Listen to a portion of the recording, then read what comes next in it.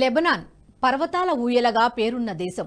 భూగర్భమంతా సున్నపురాయి ఇసుకరాయితో నిండి ఉంటుంది. పర్వతారోహణకు పేరుగాంచిన దేశం కూడా. ప్రాకృతిక సౌందర్యంతో కళకళలాడే లెబనాన్ భూగర్భంలో హిజ్బుల్లా ఫైటర్లు సంచరిస్తుంటారు.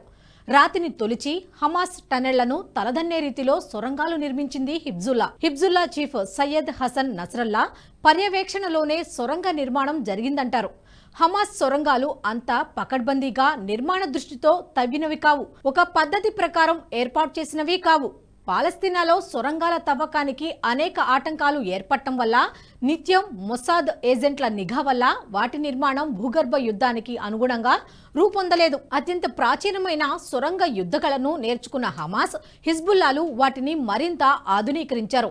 మైదానంలోని రహదారుల వలె స్పష్టంగా రూట్ మ్యాప్ రూపొందించుకున్నారు. కానీ ఎంత పకడ్బందీగా సొరంగ యుద్ధాన్ని అలవర్చుకున్నప్పటికీ మొసాద్ వేటను నిలువరించలేకపోయాయి హిజ్బుల్లా దళాలు.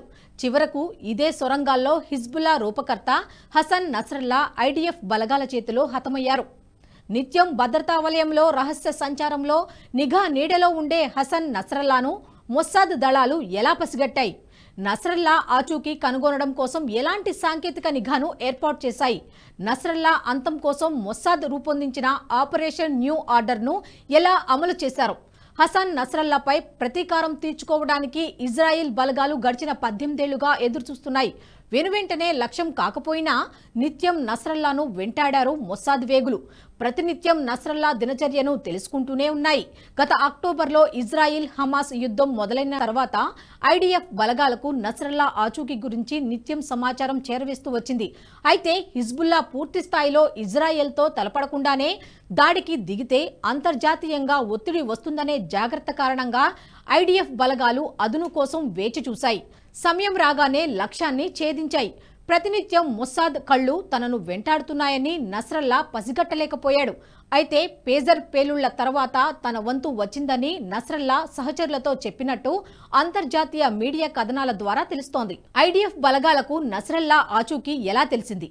పేజర్ పేలుళ్లు పేలే వరకు హజ్బుల్లాకు మొసాద్ వేట ఏ స్థాయిలో ఉందో తెలియలేదు. తమ చుట్టూ కాదు, తమ శరీరాలకే మొసాద్ పేలుడు పదార్థాలు అమర్చిందని అర్థం కాలేదు. పేలుడు పదార్థాలే కాదు, ప్రతినిత్యం హిజ్బుల్లా కమాండర్ల కదలికలను తెలుసుకునేందుకు సీక్రెట్ కెమెరాలను వాడినట్లు తెలుస్తోంది. హసన్ నస్రల్లా అంగరక్షకులకు సైతం ఇలాంటి కెమెరాలను అమర్చినట్టు కొన్ని కథనాలు చెబుతున్నాయి. జూలై 8న బీరూట్ డమాస్కస్ హైవేపై జరిగిన లక్షిత దాడిలో నస్రల్లా బాడీగార్డ్ యాసర్ కర్నభాష్ ను అంతమొందించింది ఇజ్రాయెల్. కర్నభాష్ హతమయ్యే నాటికే నస్రల్లాకు సంబంధించిన కీలక సమాచారం మొత్తం మొసాద్ చేతికి చిక్కింది.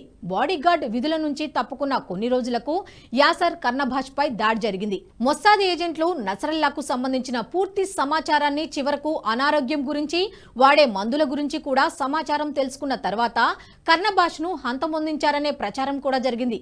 అయితే ఇరువైపుల నుంచి ఎలాంటి ధృవీకరణలు వెలువడకపోవడంతో కర్నభాష్ హత్య ఎలా జరిగిందనేది తెలియకుండా పోయింది.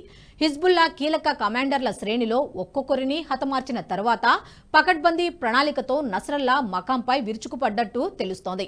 హమాస్ చీఫ్ ఇస్మాయిల్ హనియాను మట్టుబెట్టిన తర్వాత హిజ్బుల్లా తీవ్ర స్థాయిలో ఇజ్రాయెల్పై విమర్శలు గుప్పించింది.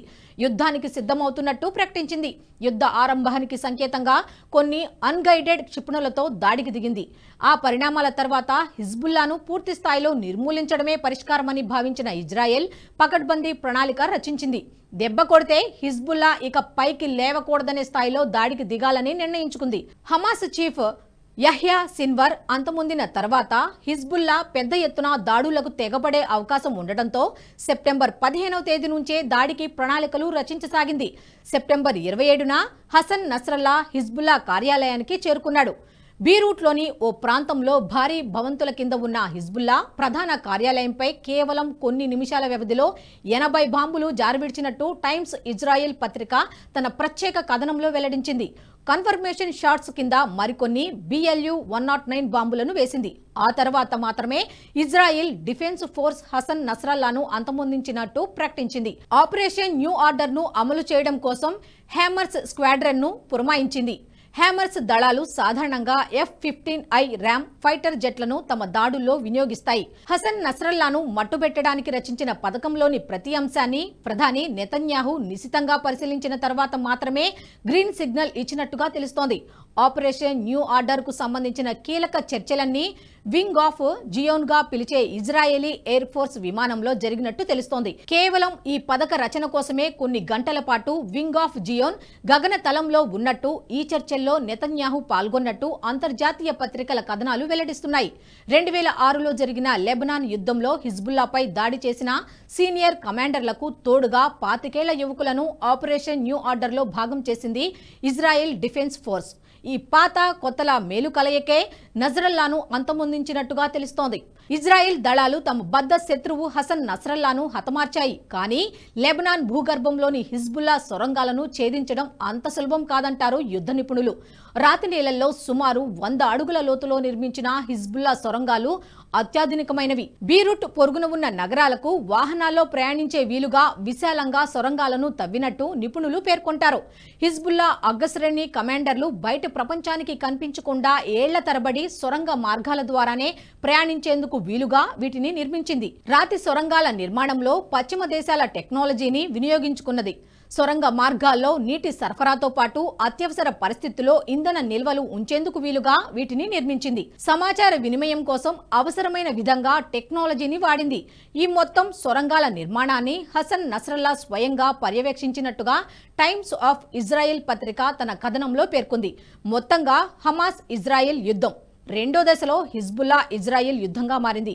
రాబోయే కాలంలో ఇజ్రాయెల్ దళాలు హైతీలపై విరుచుకుపడే అవకాశాలు కూడా ఉన్నాయి. హైతీలు కూడా చేతులెత్తేస్తే చిట్ట చివరకు ఇరాన్ వంతు రావడం ఖాయంగా కనిపిస్తోంది. సాయి గారు, మీ మీద నమ్మకం ఉంది. మీరేం చేసినా దేశాన్ని మంచి చేస్తారు. మీరు ఓటీటీ ఛానల్ ఓపెన్ చేస్తారు. Give me the honour to become the first subscriber. Thank you sir. NH ప్రైమ్ని సబ్స్క్రైబ్ చేసుకుంటున్నందుకు first thank you very much sir.